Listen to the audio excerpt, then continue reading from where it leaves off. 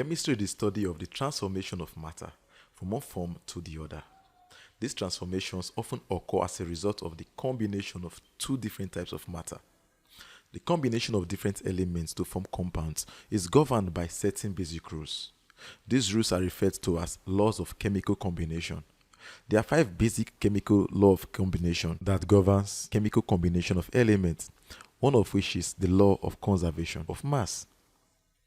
In simple terms, this law states that matter can neither be created nor destroyed. In other words, the total mass, that is, the sum of masses of reacting mixture and the products formed, remain constant.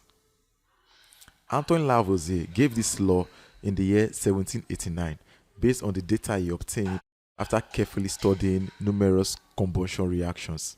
The second law to look at is the law of definite proportions.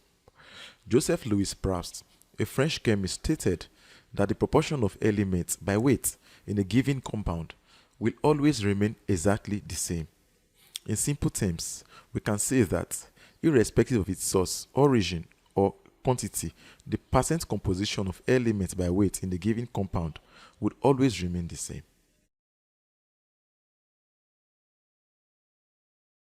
The third law to look at is the law of multiple proportion. This law states that if two elements combine to form more than one compound, the masses of these elements in the reaction are in the ratio of small whole numbers.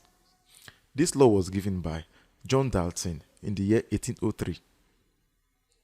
Now let us consider the fourth law, Gay-Lussac's law of gaseous volumes.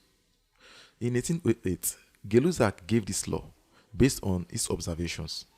This law states that when gases are produced or combined in a chemical reaction, they do so in simple ratio by volume, given that all the gases are at the same temperature and pressure. This law can be considered as another form of the law of definite proportions.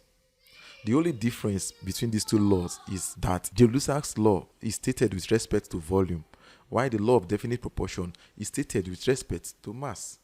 The fifth law we should look at is Avogadro's law. Avogadro proposed this law in the year 1811. This is 8 years after Dalton proposed this law. He stated that under the same conditions of temperature and pressure, an equal volume of gases contains equal number of molecules. This implies that 2 liters of hydrogen will have the same number of molecules as 2 liters of oxygen, given that both the gases are at same temperature and pressure. Isn't this wonderful? This law of chemical combination that we just discussed formed the basis for the quantitative study of chemical reactions.